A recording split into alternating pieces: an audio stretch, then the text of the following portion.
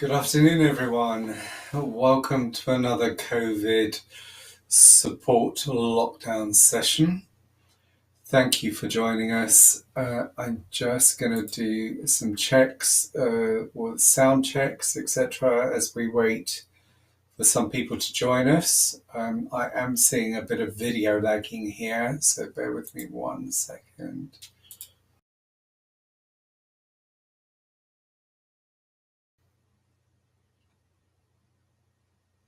Okay, that seems a bit better. Let's just do a sound check. Can everyone hear correctly? We had some sound issues. Hello, Anthony. Can you hear me okay and see me okay as we begin?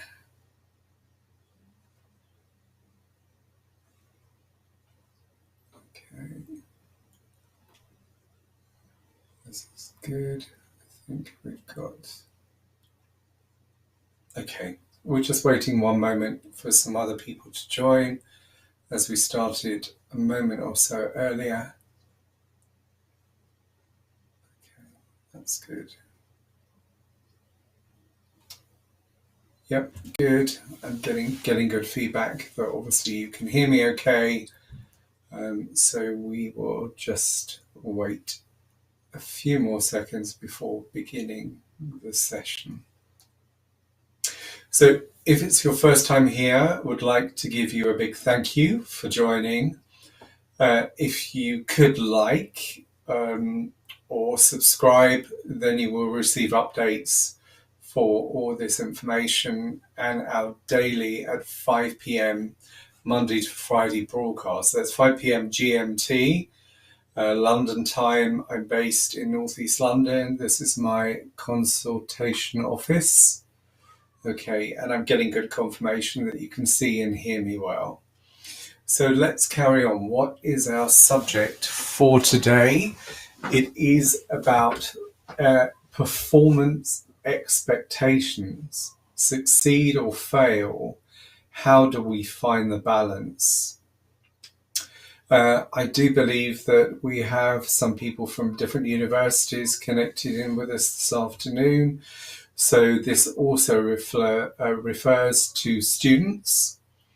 And if you're joining again the first time here, a big warm welcome from our Selfesteem meditation head office here in London. This is my consultation room. And again, a big welcome.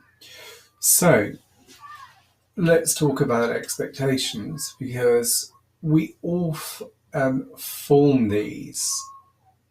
It is quite natural to do so, not always correct, but we form expectations as a form of mental projection. So when we want something, we have an expectation, a desire. This starts off, and then we basically project that desire. And when we project a desire, it becomes expectation. Now, there is just one word of caution here, because expectation can be considered, I should say, the mother of suffering and the father of disappointment.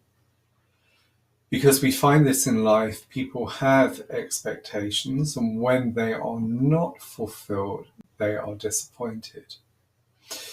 So how do we get this balance right? Because in a work situation or in a study situation, if you're at university or school, there is in fact expectation upon you from your peers to perform well.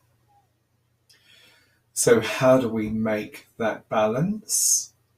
We do expect that employers are going to expect that we're going to do our job. We've got to earn our salary.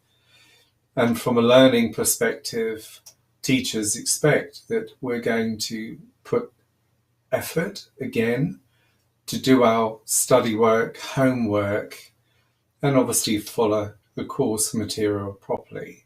So this is very, very important.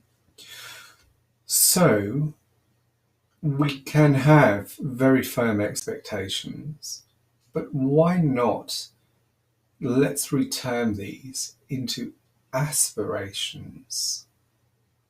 Aspirations is much softer. And again, it's what do we aspire to? Perhaps we aspire to being a better person, to learning more easily. And then we take away this projection because aspirations are more permanent and they do not have the extent of mental projection. So, what also happens with mental projections is that we lose the essence of now. And when we don't live in the now, we're either remembering thoughts from the past that we then project into the future. So if you've had failure in the past, which everyone has to some degree, you will remember that, and then you will have an expectation that you will do better in the future. Now, of course, if you do not apply yourself or make effort, then you will not succeed. So we can have lots of expectations that we're either never going to meet or they're too grand. We have bitten off more than we can chew, and therefore we're never going to reach that level of expectation. So the most important thing, especially with study, is to have digestible chunks.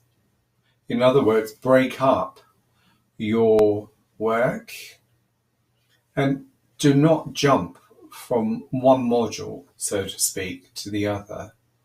Complete something with a very focused mind.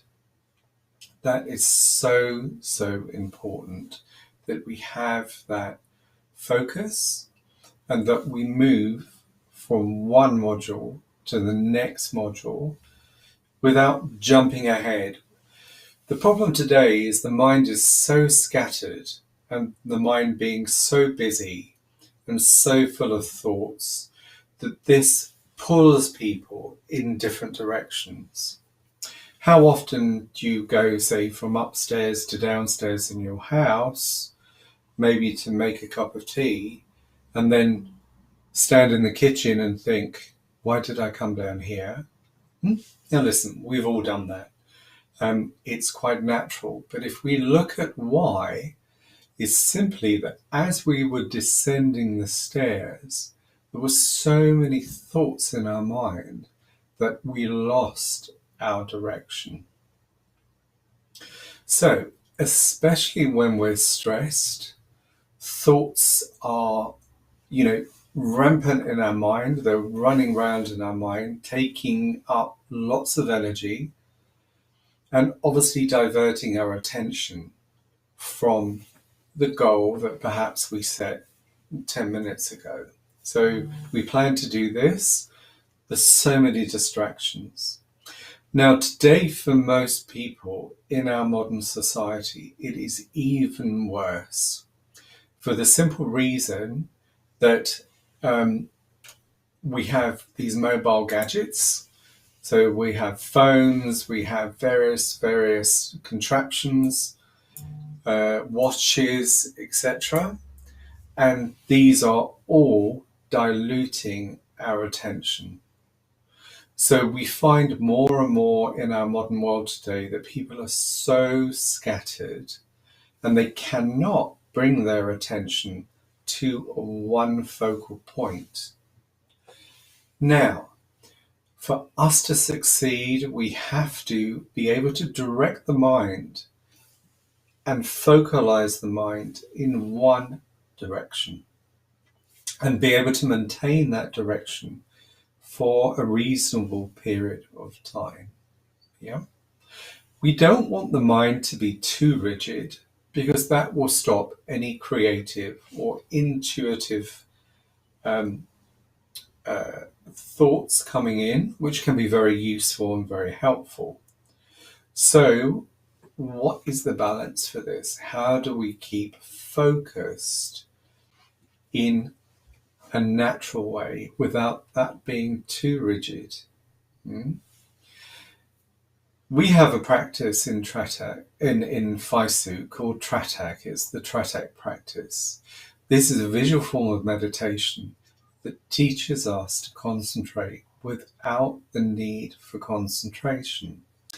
And this means that when we apply ourselves to a subject, to a module, to a job that we have in hand, all those scattered energies will come to one focal point. So we're able to use this strong focal point like a laser beam to direct ourselves. Now, because this has come from a greater mental strength, we can deflect interruptive thoughts, or if our mind wanders, we can easily bring it back to the even keel that we want to be on. So again, for us to fulfill the expectations that are put upon us, and we're going to talk about personal expectations next, we need to keep focused. So I would strongly recommend that you turn off any interruptions until you get to that point where you can focus and have that strong focus. And regardless of what is going on around you, it will not affect you. Turn off your gadgets, turn off your watch, turn off your mobile, turn off music, anything like that that interrupts our flow. Okay? And then by doing this and by training ourselves in this, we are going to have better attention. So our focus and attention is far stronger. So this is a great benefit of the Tratak practice that people learn on our course.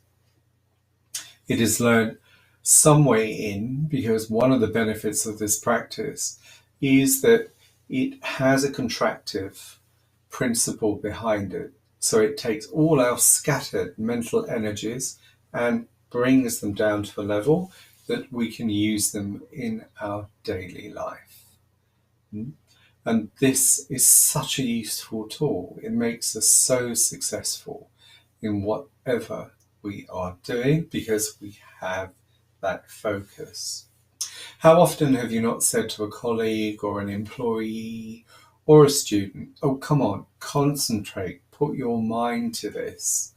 Again, it shows that people are very scattered from a mental level, and this does not help them. In fact, after a while, they find this a burden because they can't concentrate and therefore they cannot fulfill their own expectations of work or study. And they get themselves into a state of agitation. Once you're in a state of agitation, it's virtually impossible to concentrate. And more so, it is impossible to absorb information that we need to do through the learning process, etc. So, we can put very high personal expectations, as I said, and we project those. I'm going to do this, I'm going to do that. Often I've seen people have come to me and said, I had all these wonderful aspirations and expectations and I didn't fulfill any of them. Why? And I asked why. Because they were too great, they were greater than me. And I tried to bite them all off in one chunk. So as I was saying earlier, the most important thing is that you take bite-sized chunks. Rather do a small thing extremely well than attempt a big thing and do it badly. So this is very important. These are practical tips about living life, whether it's work, working at home, doing the housework. How organized are we in our own house? You can often go into someone's house and everything can just be nicely neat and tidy. Not necessarily sterile, not necessarily forced, but this shows that they have that mental focus, that they can organize themselves well, and therefore their environment around us. So please do ask any questions in the chat. I can see the chat, so I can immediately see your questions, etc. So, what do you aspire to? Let's look into aspirations. So, aspirations are a much softer form of expectation. Aspirations are more to deal with perhaps your personality. What can I aspire to do? Can I aspire to be a better person? Can I aspire to study more? Can I aspire to keep my concentration regardless of exterior interruptions, family around, children, etc.? Can I keep my focus? Can I aspire to do this? So we can have a combination of aspirations, which are quite personal, and expectations, which are work-based and often placed upon us in a work environment, in a study environment, etc. Now, if you have low aspirations, you probably will have low expectations. If you have very high aspirations, you will probably have very high expectations. And that is fine, provided you can deliver. Can you deliver on the expectation and the aspirations that you have set for yourself? Ask yourself, are they realistic? Is this realistic? Can I achieve this? Now, we find at work sometimes we're given a task. It's a big task. It's going to take a lot of work. We have to do a lot of thinking. What's the best way to do this task, etc. So we know there's a goal, that is completing the project or completing the module. We know that that is the goal, but we should not think of the goal every moment of the day. And that's where people make big mistakes, because they're thinking about the exam, they're thinking about the end of the project, the success of the project. Forget that. Providing you can keep on a timeline and be aware of that timeline, do not keep projecting into the future. Stay with the here and now and basically do what you need to do now. So as I said, we put it into bite-sized chunks so that we can essentially be able to assimilate that much, much better. So as we've said, some of the most important things are that we are relaxed. We have that feeling of being in control. We have that feeling of, being able to perform given the expectations that not only we've created for ourselves, but those that are there because of our work or the studies that we want to do. And listen, we all want to be successful. We all want to be successful. But as you know, people have very good intentions. And the reason that they often fail is because they're just focused on the goal and not the work that is required to get to that goal. So we need to concentrate on the path. So the Tratic practice that we teach very much keeps you focused on that path, without keep having expectation, because as we said, and to repeat again, expectation is the mother of suffering and the father of disappointment. If you have too many expectations, then you're going to have a bumpy ride, and that's not good. That won't help you. It won't help you to achieve your goals. Now, meshed in with all of this is obviously self-confidence, self-esteem, how we feel about ourselves. Because often when we fail, we lose confidence. It knocks our self-esteem. So firstly, if we have had failures or difficulties with work or studies, let's just put those aside and basically say, that was in the past. I'm going to have a new attitude now. I'm going to have a new approach. And hey, I've learned from my failures. I'm a better person because I have learned how to fail. No success is complete if you do not understand what failure is. We've all failed. I've failed in attempts to do things, and I'm not too proud to say that. But as long as that is a stepping stone for you to greater self-understanding, to build again your confidence with humility, because you're humbly saying, yes, I failed, but I learned a lot from that failure, and that now is I'm going to aspire never to fail in that way again, because I'm going to put effort into what I'm doing and not just live in expectation.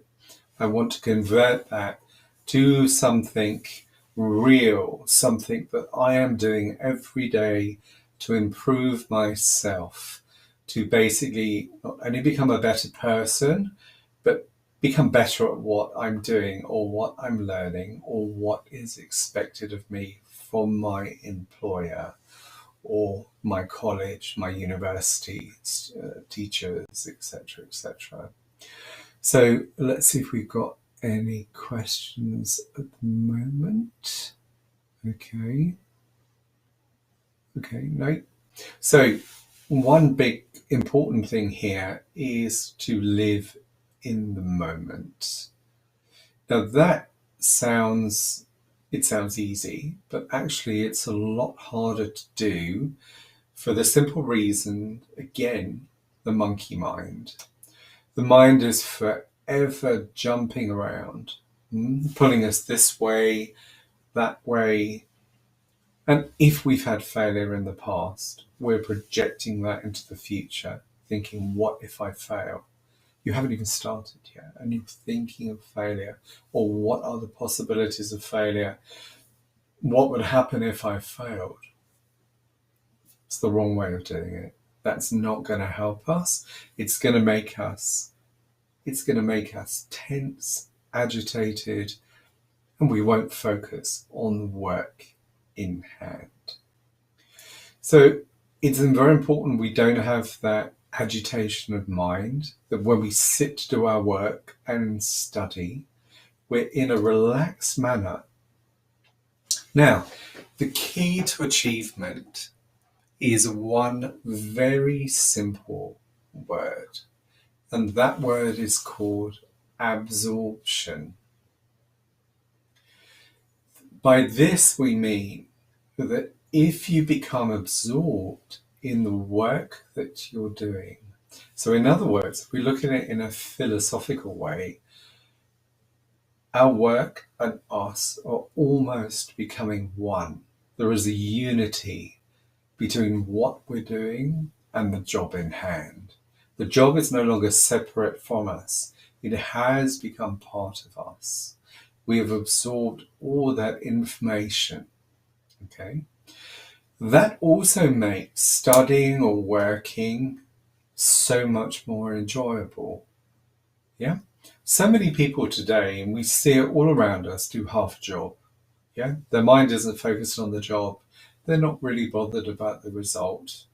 How many times do we, especially these big companies today, promise things, don't deliver, they send you the wrong emails, you get the wrong appointment. It happens all the time simply because those people working in those jobs are not absorbed. They do not have dedication and they do not have commitment. So if you can have dedication and commitment, they're the first stages. You naturally become more absorbed. The more you want to achieve, not with expectation, just have that feeling that you want to achieve, you aspire to achieve rather, and you focus with the job in hand, you will naturally become absorbed. And in that absorption, it opens up a whole new spectrum of learning or studying or performing our work. We do it far greater.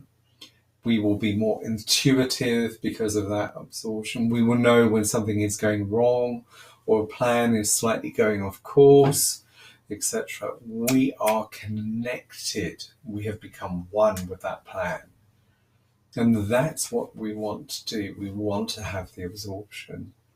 Now, when we meditate, that process of self-absorption into the work that we're doing becomes quite natural. The mind, because of that tratak practice that we spoke about earlier, can focus like a laser beam. It is so strong. And therefore, we can direct our thoughts in such a powerful way that we become successful. So really, the essence, the difference between a success and failure is our ability to focus, to concentrate the mind. It is such a wonderful tool to have that practice and to have meditation. Because I know for all our thousands of meditators around the world, they all have become so dynamic because they have that focus, they have that sharp razor point mind, and therefore their careers just fly. Their studies as students fly, they get fantastic grades. Meditation is just the perfect tool to keep you focused on the necessary subject that you need to do. So it's keeping focused. So please, if you're interested, if you're not one of our meditators, please send emails. Through the COVID period, we're having these meetings once a day at 5 p.m. GMT. So please tune in and join us. Please ask questions, send questions ahead. Whatever you want, I'm here to serve you. I'm here to answer your questions and help you have a better life. It's as simple as that. Life is for enjoyment. It is a divine gift. Life is a gift. It's a gift of the divine, a gift of God. And we should be living this in total fullness, not in fragmentation. Okay? We want to live this life in integration, an integrated manner, where there isn't all that scattered thoughts dragging us here, there, and everywhere. We have mental focus, and that helps us travel our path with greater efficiency. So please do keep in touch. Thank you for those that joined us today. And we will be back for another subject tomorrow. I believe tomorrow is on relationships, personal and close relationships. So please do check back in. Also, if you're struggling through the COVID period, please do reach out to us. As you see, we have a lot of wisdom and knowledge that we can help you through this difficult time if you're having a difficult time. So thank you very much for joining us today, and we hope to see you here soon. Goodbye. Namaste. Bye bye.